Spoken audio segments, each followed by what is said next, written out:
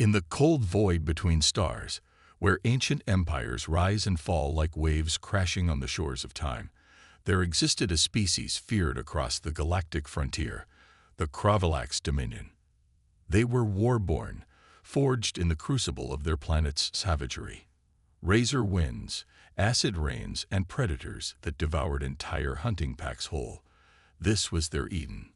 Other species called it a deathworld, a term not of admiration, but of sheer terror, and for cycles uncounted, the Cravalax believed they were the only ones, the only species who had clawed their way out of such a hellworld, until they met humanity. The first whispers came from the outer drift, uncharted systems where pirates and mercenaries traded rumors more valuable than gold. A ship had vanished, then another, but the wreckage wasn't looted. It was pulverized, molten. No survivors, no distress calls, just silence. The Cravalax, ever hungry for conquest, dismissed the signs as cowardice or a rival clan's posturing. But the disappearances didn't stop. Entire scouting fleets gone. Weapons melted mid-fire, hulls crushed like tin under some impossible force. Still, the Cravalax scoffed. Who could challenge them? Their physiology alone outclassed most species. 2 redundant hearts, quadruple-bone skeletons, regenerative organs, and a hive-mind war instinct. Their young wrestled tectonic beasts for sport. Their champions consumed live prey to honor the gods of the forge. Surely, no species could match their fury. Then, a fragment came through. A drone transmission, buried deep in static, pierced the Cravalax warnet. It showed a single figure, humanoid, but wrapped in armor darker than the void, moving through fire as if it were mist. Plasma rounds ricocheted off its frame. A Cravalax war beast, 30 feet tall, genetically bred for destruction, was bisected in a single stroke. The figure turned to the drone for one brief second, and smiled. The Dominion Council went silent. For the first time in eons, they felt something unfamiliar. Doubt. What kind of creature walks through war without flinching? What kind of being smiles in the face of death? What kind of world must it come from? Before we jump into this epic tale, subscribe to StarBoundApex HFY for the most intense sci-fi battles, legendary warriors, and universe-shaking wars. Don't miss out. Hit that subscribe button and join the fight. The Cravalax dispatched the Sable Talon, an elite strike fleet led by High Commander Frextar, one of the Dominion's oldest warlords, born in molten seas and raised on the bones of his rivals. Their target, the outer colony of a Terran splinter civilization known as Helios 3. Intel suggested humans had recently taken it as a forward base. Helios 3 was a planet so hostile that most species couldn't even survive the atmosphere. Extreme volcanic activity, magnetic storms, razor rock plains that slice through armor-grade alloys. In short, a Cravalax paradise. They expected a challenge, maybe a skirmish. They got a massacre. The Sable Talon made contact at 400 Standard Time. Within minutes, sensors scrambled. Comms went dead. Gravity spiked. Ships were dragged from orbit like toys in a child's tantrum. The last image transmitted before the blackout showed a human warship, angular, obsidian black, and utterly silent, hovering over Helios 3 like a specter. And then came the voice. Not a scream, not a warning, just calm. We are the children of Terra. This world is under our protection. Leave now or be extinguished. No one left. The Sable Talon vanished without a trace. Not a single survivor. The Cravalax Dominion, undefeated for 10 millennia, had just lost its most feared fleet to a species they hadn't even considered a threat. But the humans weren't just survivors of a death world. They were the Deathworlders. Their homeworld, Earth, was a crucible far worse than anything the Cravalax had endured. The very air changed with seasons, freezing one moment, scorching the next. Apex predators roamed every continent, and humanity didn't dominate through brute strength or natural weaponry. No, they thrived through adaptation, intellect, and relentless willpower. They didn't conquer with overwhelming numbers. They did it with impossible strategy. They didn't endure hell. They evolved inside it and learned to weaponize it. And now, they were here. One by one, the outer systems began to fall silent. No invasions, no declarations, just silence. Humanity didn't wage war like other species. They erased the concept of war itself by becoming something worse, a reckoning.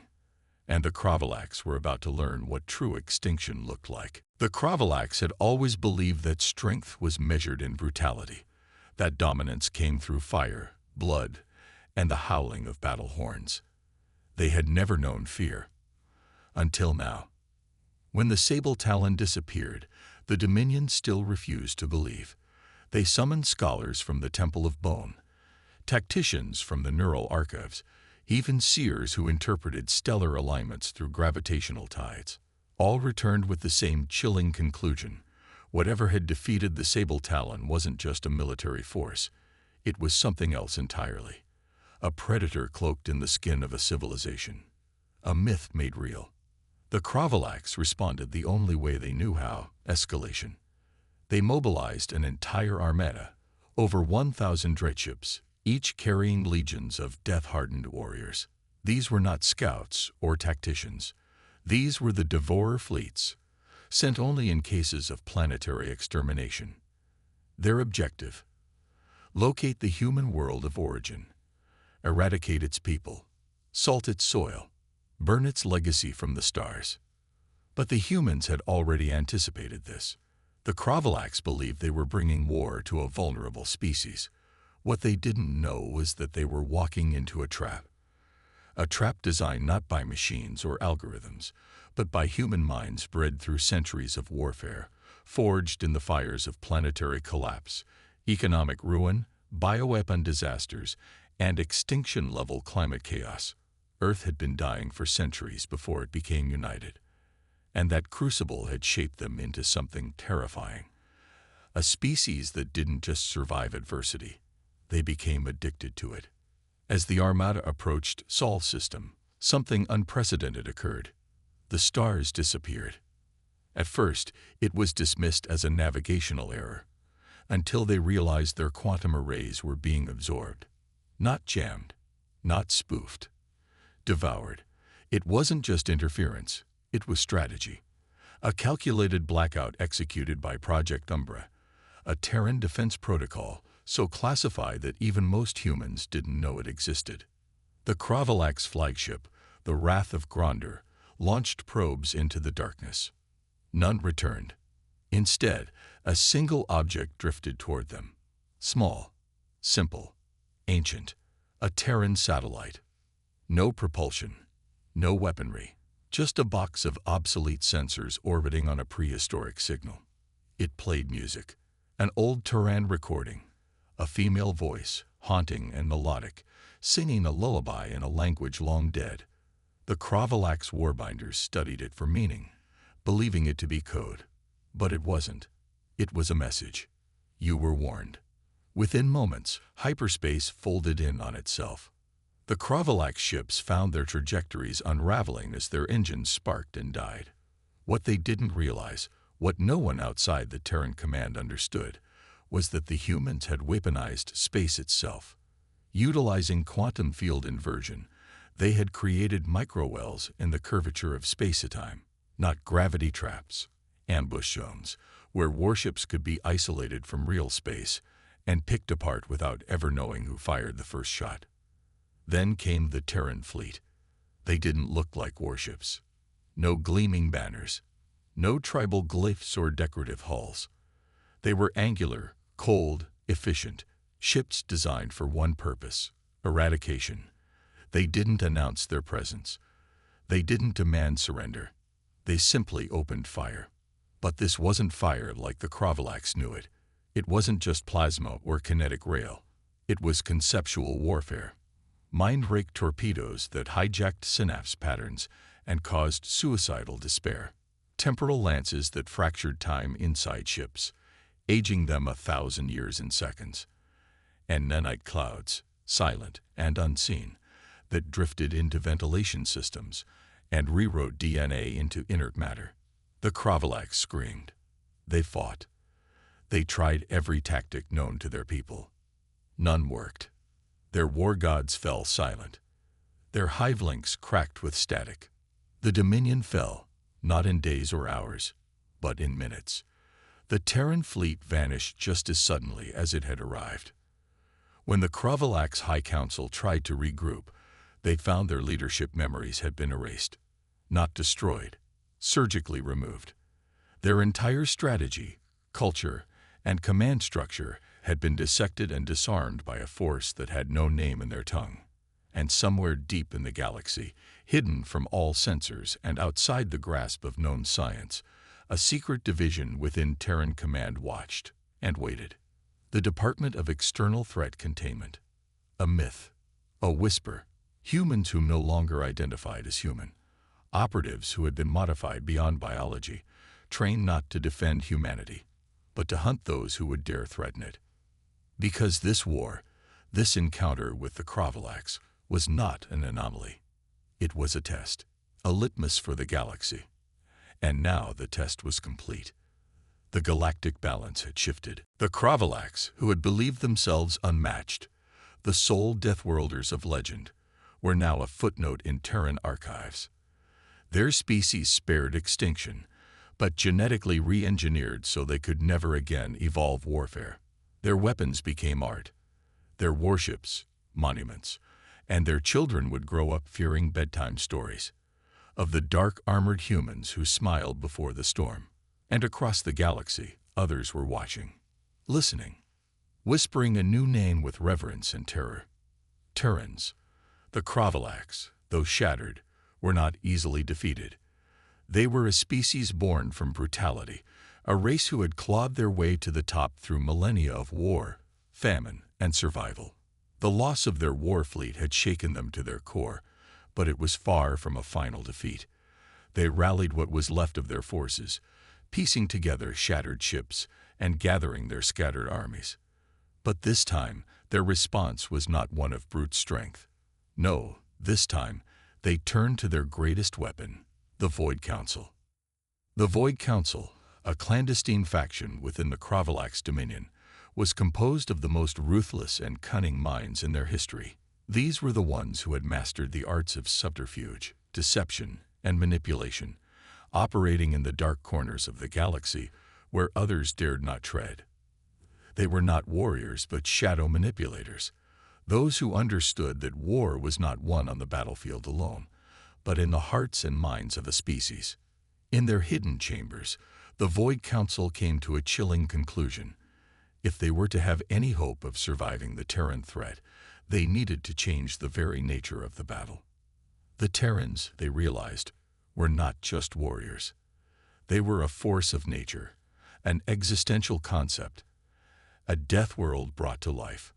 To fight them, the Kravalax needed to think not in terms of raw strength, but in the realm of existence itself. They needed to summon an ancient, forbidden power, a weapon so dark that even the most battle-hardened Kravalax warriors feared to speak of it. This weapon was known as the Ether Rift, a tool of unimaginable destruction buried deep in the archives of their forbidden history. Long ago, the Kravalax had discovered the ability to tear holes in the very fabric of reality, rending open the void itself and unleashing forces that even the universe's most advanced civilizations had deemed too dangerous to wield. It was a weapon that could erase entire star systems, pulling planets into dark, twisted realms where time and space bent and collapsed in on themselves. But there was a catch. Using the Ether Rift required the sacrifice of a whole world. And so, the Void Council's plan was set in motion. They would not fight the Terrans as equals. They would drown them in the abyss of the Ether Rift. To do this, they would need to capture one of humanity's own. And the perfect candidate lay within the heart of Terran space, the capital world of New Eden. The the cradle of the Terran Commonwealth. The Kravalax had no idea what they were truly dealing with.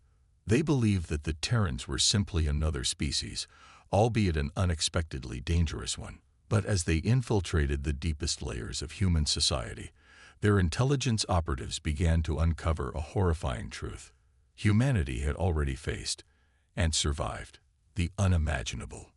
What they had once called extinction was merely a phase in humanity's long evolution. These Terrans were not a single species, but a legacy, an amalgamation of countless worlds, each one scared and shaped by the ravages of time and war. Humanity's survival instinct had woven itself into every Terran, and it had made them indomitable. They had fought back against every cosmic calamity, every existential threat. And their most terrifying weapon was not their ships, nor their armies. It was the collective will of their people, a singular, unstoppable force. The Kravalax would soon find out that their greatest mistake had been underestimating the human heart. But still, they pressed on. The Void Council activated the Ether Rift, and the operation began. In the heart of New Eden, on the very streets where the first Terran colonies had been established, a small team of Kravalax infiltrators snuck past the outer defenses. Their objective was simple: kidnap the high-ranking human diplomat and bring them back to the Dominion.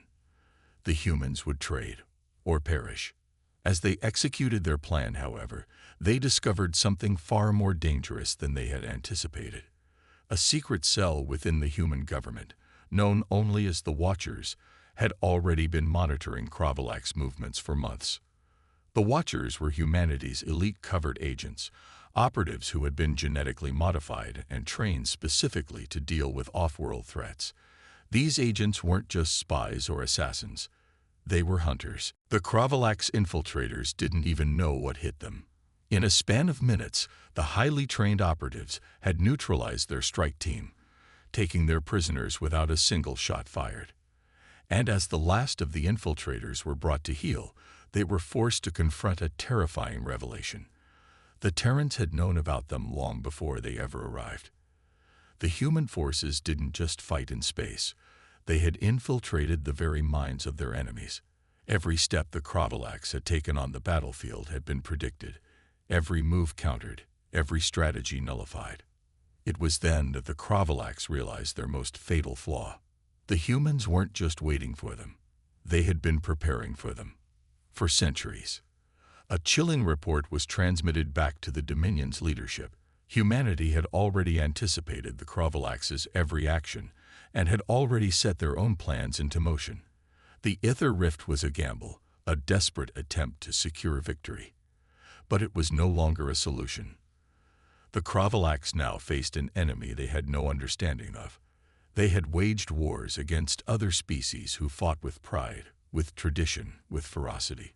But humanity had evolved past the need for pride or tradition. Their strength wasn't in their bodies, their weapons, or their tactics. Their strength was in their willingness to sacrifice everything. And they had already decided. The Kravalax would not survive this war. The Kravalax Dominion's leadership, upon receiving the shocking report, found themselves on the brink of despair. Their calculated strategy had been reduced to dust in a matter of hours, their forces routed by an unseen hand. What they had failed to realize was that humanity's very essence, its heart, was its greatest weapon. As the Kravalax scrambled to regroup and adjust to the unfolding reality, the humans had already launched a series of countermeasures that would forever change the course of the war. In the depths of New Eden, within the newly established command center of the Terran military, there was no panic. There was no confusion. What the Kravalax failed to understand was that the Terrans had long anticipated their every move. They had been preparing for this day, not just in military terms, but psychologically. The minds of the Terran leaders were like a finely tuned engine. Each piece of information and every shift in the battlefield swiftly integrated into a larger, unified strategy. A meeting of Terran commanders and high-ranking officials was taking place.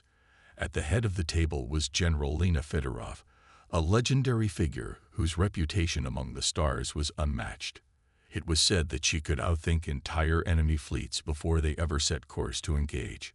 Her cold, calculating nature had earned her the nickname the Ice Heart among her peers, but those who served under her knew that her ability to make tough decisions without hesitation was what had kept humanity alive in the darkest moments.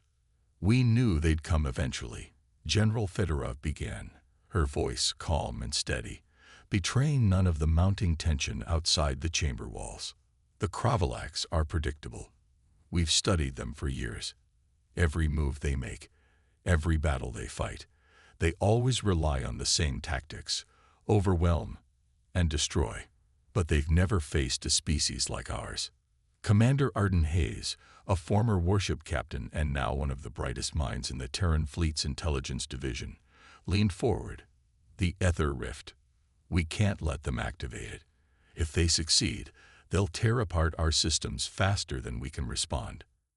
"We don't need to stop it," General Fedorov replied, her eyes narrowing. "We need to use it against them." A ripple of silence ran through the room as her words hung in the air. The idea was nothing short of radical, but Fedorov had always been a woman of bold moves. The Ether Rift was a weapon of unimaginable power, but its true potential could only be realized if one had the courage and the insanity to wield it. Humanity had never backed down from such a challenge.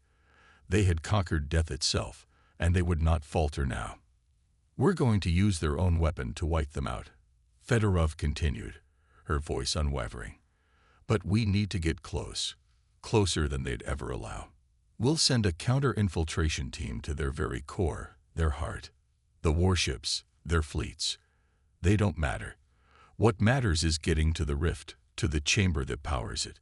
That's where we'll make our stand." The plan was audacious. Terran Marines, specially trained for deep space infiltration, would infiltrate the Kravalax's capital world.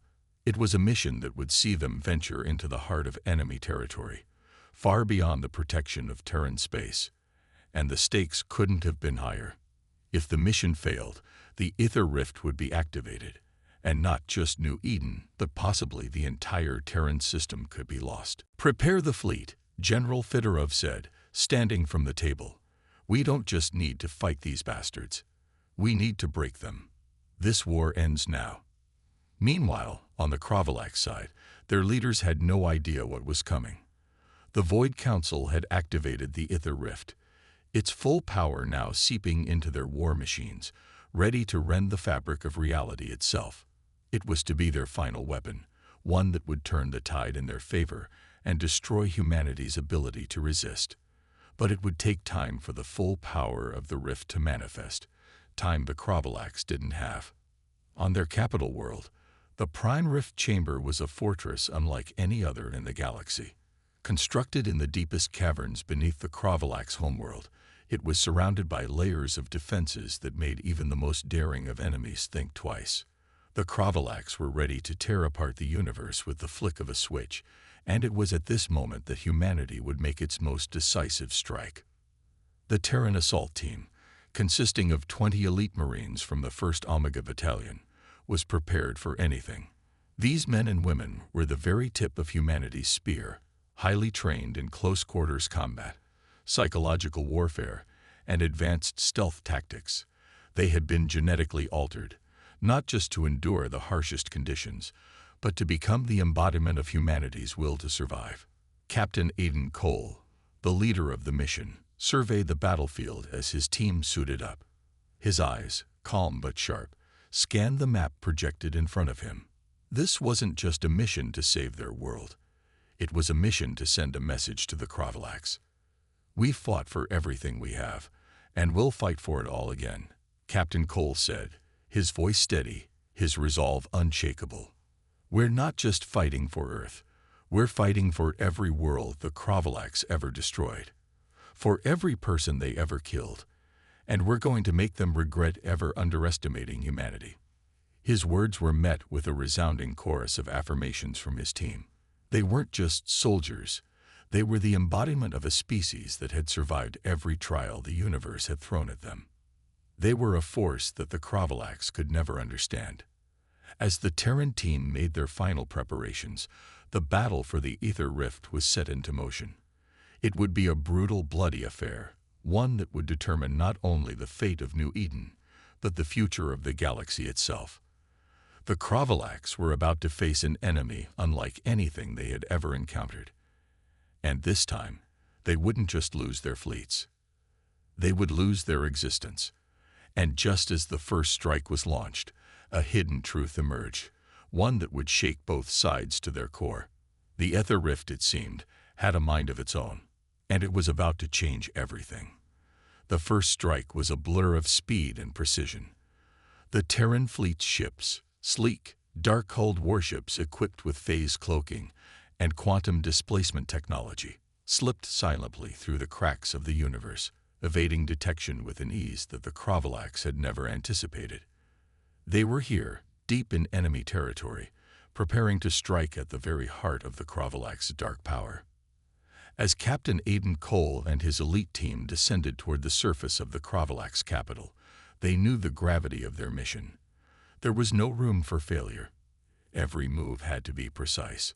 The Kravalax may have been the galaxy's most ruthless conquerors, but they were about to learn the one lesson they never thought possible. Humanity had the heart of a true Deathworlder. The Prime Rift Chamber was located deep within the mountain ranges of the Kravalax homeworld, heavily fortified, and shielded by a series of near-impenetrable defenses. Yet it was nothing that the Terran team couldn't handle. With advanced phase shift suits that allowed them to pass through walls and barriers, and tactical weapons that could disrupt even the most advanced Kravalax tech, they were ready. Phase cloak on. Captain Cole muttered to his team as they readied their suits. The ambient hum of their equipment was drowned out by the eerie silence of the world beneath them. The alien landscape was vast and intimidating, with dark, jagged mountains that seemed to stretch endlessly toward the sky. In the distance, the Prime Rift Chamber was just barely visible through a shroud of mist, a dark silhouette against the looming peaks. As the team advanced, they encountered the first layer of Kravalax defenses, automated turrets that scanned for any disturbances in the atmosphere. Their phase shift technology kept them cloaked, but they couldn't afford to get too close or risk detection. The Terran team had trained for this moment for years, and their coordination was flawless. With precise movements, they disabled the turrets using a combination of EMP pulses and circuit disruption devices, ensuring their progress was unnoticed. But as they neared the entrance to the Prime Rift Chamber, something felt off. The air seemed thick. There was an almost palpable tension in the atmosphere, as if the very ground beneath them was holding its breath. "We're close," whispered Sergeant Taylor, the team's demolitions expert, as he studied the entrance. A massive set of double doors lay before them, etched with strange symbols and alien runes that had resisted translation for centuries. This was the heart of the Kravalax's power, the source of their destruction. Before Captain Cole could respond, a low hum began to vibrate through the air, a sound that had no business existing on a battlefield. The ground beneath their feet seemed to tremble, as if something was waking up, something ancient. The Kravalax, though technologically advanced, had never truly understood what they were dealing with. The Ether Rift wasn't just a weapon. It was a force of nature, an entity that had existed long before the Kravalax had even emerged as a species. And now, with the rift activated, it was beginning to stir. "We've been detected," Cole muttered under his breath. His gut told him that this was no ordinary defense system. "Move, now." The team sprinted toward the entrance, their weapons raised, ready for the fight of their lives. But as they reached the doors, they weren't met with the expected blast of energy or the overwhelming force of Kravalax resistance. Instead, the doors opened, silently, as if waiting for them. They stepped inside, their hearts pounding as the Prime Rift Chamber revealed itself, a massive, hollow structure, surrounded by glowing energy conduits that pulsed with raw, unimaginable power. In the center of the room lay the Ether Rift, a swirling vortex of dark energy that seemed to distort reality itself. It was like staring into the abyss, a tear in the fabric of the universe that threatened to swallow everything in its path. But before they could make their move, the Kravalax appeared. Dozens of them, heavily armored, towering figures, emerged from the shadows, their eyes glowing with an unnatural light. They were led by Vraxer, the Kravalax Supreme Commander, a being whose presence could freeze even the most battle-hardened soldiers in their tracks. "You think you can stop us?" Vraxer's voice echoed through the chamber, low and guttural. "You are nothing but insects to us. This weapon, this rift, will tear your people apart." Captain Cole stood his ground, his voice calm but deadly. "We didn't come here to stop you. We came here to finish you." The first shots rang out. The clash between the Terran Marines and the Kravalax was brutal, a dance of death in a chamber that hummed with the power of the Ether Rift. Energy beams and plasma bolts streaked through the air as the Terran team engaged the Kravalax with deadly precision.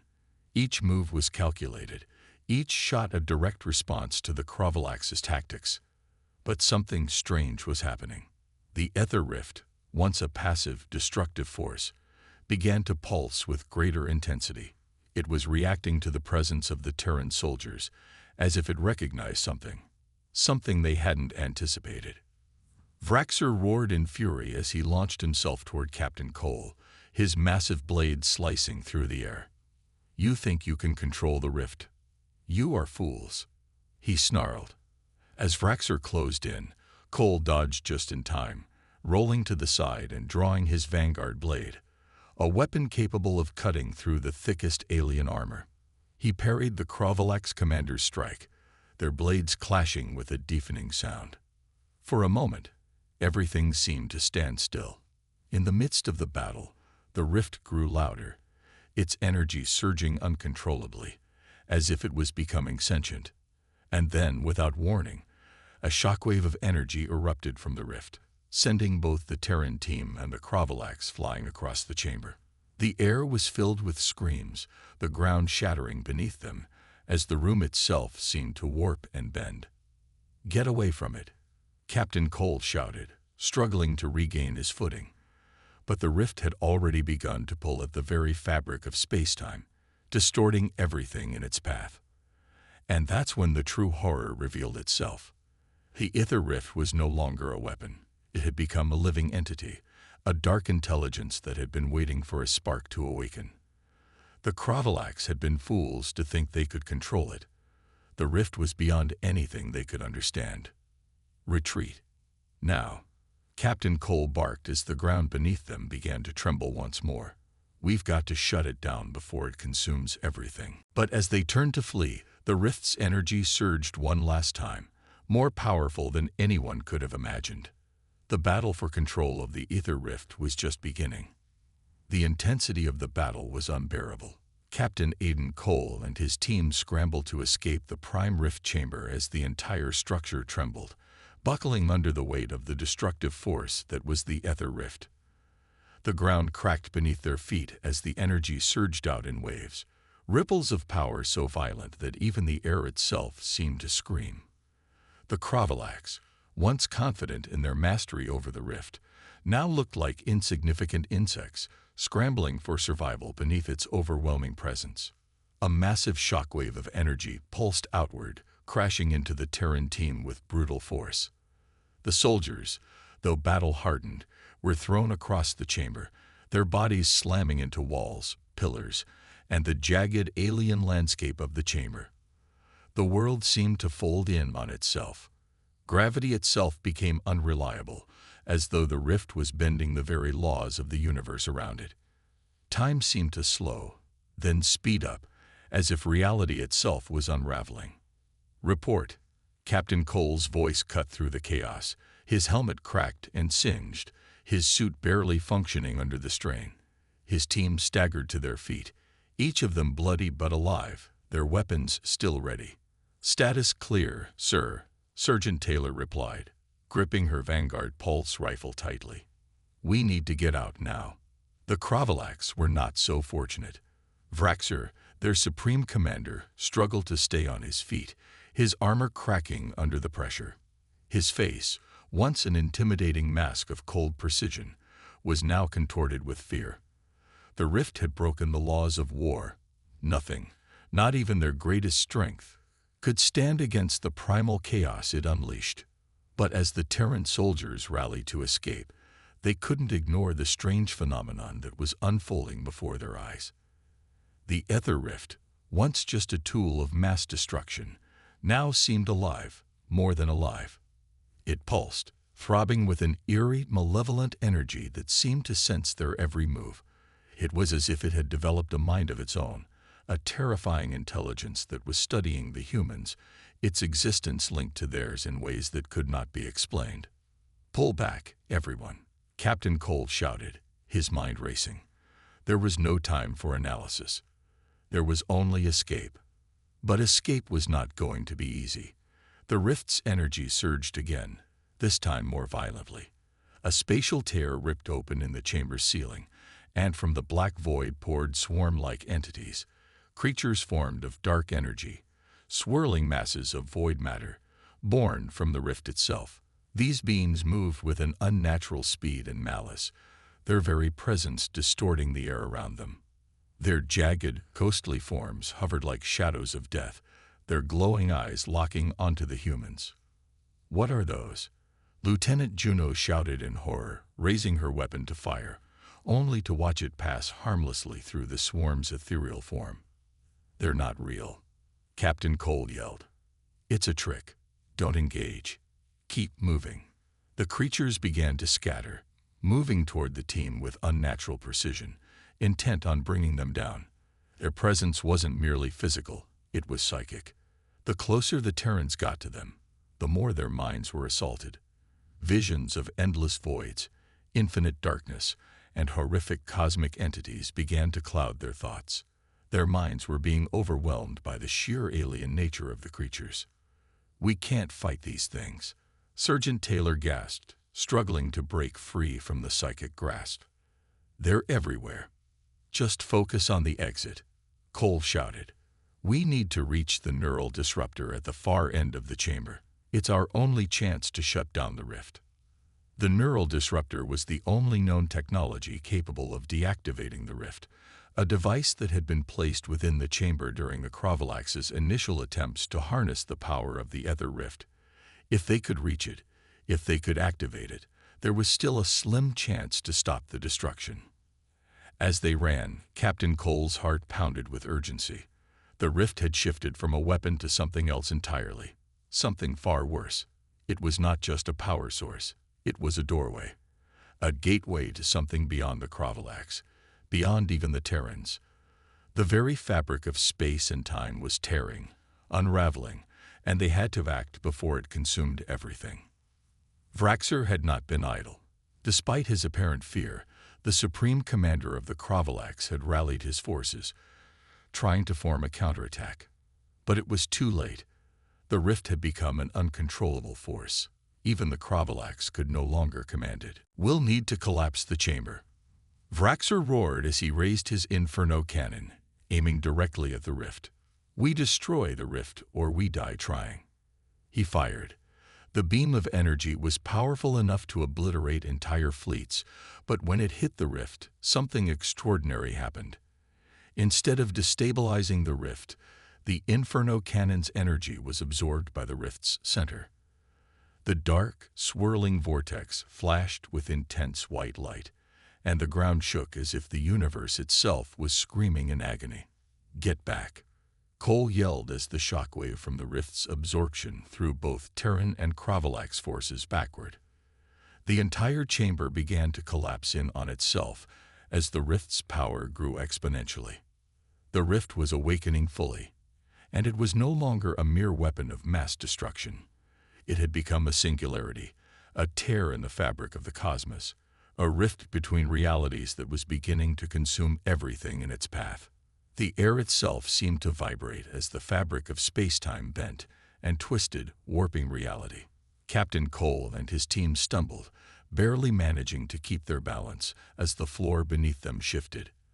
The rift was pulling them in. They had to act fast, or they would be consumed by it as the Crovalax had been. The team was close, only a few more meters to the disruptor, but every step felt like an eternity. "Now, move," Cole ordered, his voice strained as the rift's power continued to surge. But it was too late. A massive rupture in the chamber's structure exploded outward, sending the disruptor far from their reach. The Terran team barely managed to escape the blast radius. The rift was no longer a machine. It was a living entity, and it had begun to absorb the very energy of the planet itself. "Captain, it's over. We can't reach the disruptor," Lieutenant Juno shouted, her voice choked with panic. Cole looked at the rift, the light from it pulsating with an eerie rhythm. His mind raced. Time was running out. If they didn't act now, they would all be lost. They had no choice. The only option left was to make the rift their own, to force it to collapse in on itself, a task that would require everything they had, every last ounce of energy and willpower. "We're going in," Captain Cole said, determination burning in his eyes. "Prepare for the final strike." And with that, they plunged into the unknown. The final descent into the heart of the rift was unlike anything Captain Cole and his team had ever faced. The air itself seemed to twist, and the laws of physics were mere suggestions rather than absolutes. It was as though they were plunging into an infinite void, where light and shadow blended into an impenetrable wall. The very fabric of reality was on the verge of snapping under the strain of the ether rift's growing power. They had no clear plan now, only the raw desperation of soldiers willing to sacrifice everything. The Cravalax, once the dominating force in the galaxy, were nothing more than specks in the face of this cosmic chaos. The rift was too powerful, and Captain Cole knew that their survival was not guaranteed. But in the face of certain annihilation, there was only one thing they could do: destroy the rift from within. The team moved forward, their footsteps dragging in the crushing silence.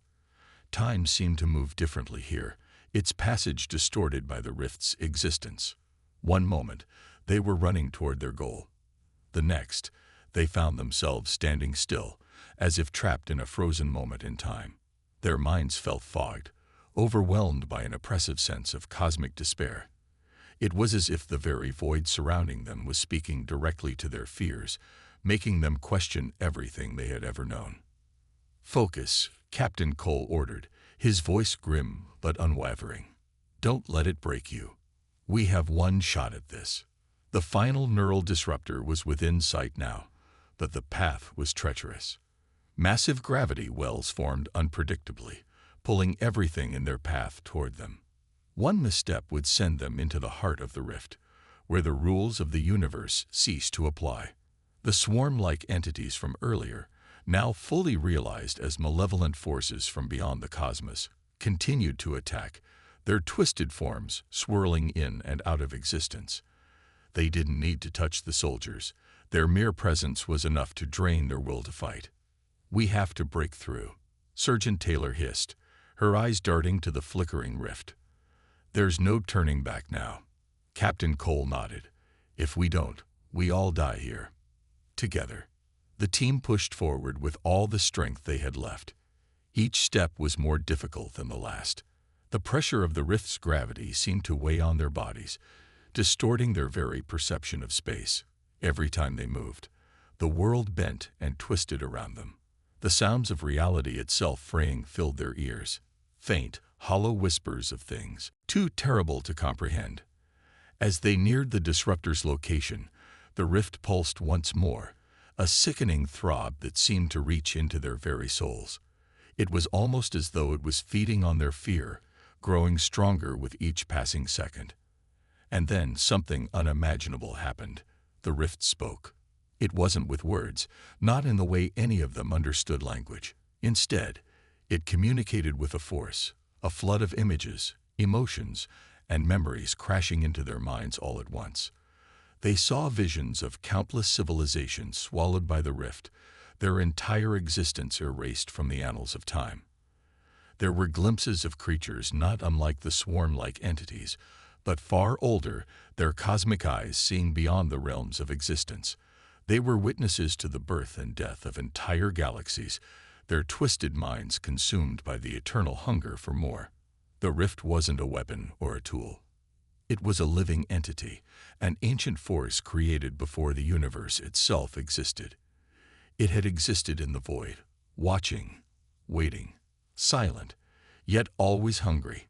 "Captain, we're running out of time," Lieutenant Juno cried, her voice frantic as she struggled to resist the mental assault. Her hand shook as she reached for her rifle, but it slipped from her grasp as the rift's gravity took hold. "We're not here to survive," Captain Cole muttered through gritted teeth, locking eyes with his team. "We're here to end it." With the final burst of willpower they had, they launched themselves forward. The neural disruptor was just ahead, but it was surrounded by an impenetrable field of dark energy. The closer they got, the more it seemed to lash out at them, pushing back with every ounce of force it could muster. "We have to trigger it manually," Cole said, his voice calm but with a cold, determined edge. "Juno, you're up. Taylor, cover her." Lieutenant Juno, trembling but resolute, moved forward, her hands working quickly to activate the disruptor's controls. Every step she took, the ground beneath her feet warped and buckled, as though the rift itself was fighting to keep her from reaching it. "There's no time," she whispered as the controls sparked to life, a faint hum beginning to emanate from the disruptor. Suddenly, the entire chamber shook violently. The rift, now fully awakened, was in the final stages of its evolution. Its pulsating energy surged outward in waves, distorting time and space as it reached its critical mass. The Kravalax forces, already decimated by their own attempts to control the rift, had long since abandoned any hope of survival. The rift would consume everything, and they knew it, but there was still a slim chance. "I'm in," Juno gasped, sweat dripping down her face as the disruptor's core hummed with power. "It's starting." A blinding pulse of energy erupted from the disruptor, racing toward the rift. The reaction was immediate. A violent feedback loop shot through the chamber, tearing through the very foundation of the rift. A shockwave of pure energy surged outward, ripping through the dark entities, obliterating them in flashes of violet and green. The walls of the rift began to fracture, breaking apart like glass. "No!" The rift seemed to scream, a high-pitched, bone-chilling sound that reverberated through their skulls. The energy was too much, and the rift began to collapse in on itself, unable to contain the immense forces it had unleashed. "We did it," Lieutenant Juno breathed, her voice a whisper of relief. But before anyone could fully process what had just occurred, the chamber was swallowed by a final blinding pulse of light. Time fractured once more, and reality itself seemed to dissolve. The last thing Captain Cole saw before everything went dark was the rift's final desperate thrashing as it collapsed in on itself, pulling the universe with it. When the world came back into focus, the team was no longer standing on the alien planet. There was no sign of the Kravalax or the rift, only the calm, quiet aftermath of something much, much bigger than themselves. A new chapter had been written in the history of the universe. But as the Terran team stood in the silence of the unknown, Captain Cole's final words echoed in their minds. "We're not the only Deathworlders in the universe, but we just might be the deadliest." What do you think happened next? What was the true nature of the rift, and what dangers still linger in the universe? Let us know your thoughts in the comments below, and don't forget to like, share, and subscribe to StarBoundApex HFY for more epic sci-fi stories, legendary battles, and mind-bending mysteries.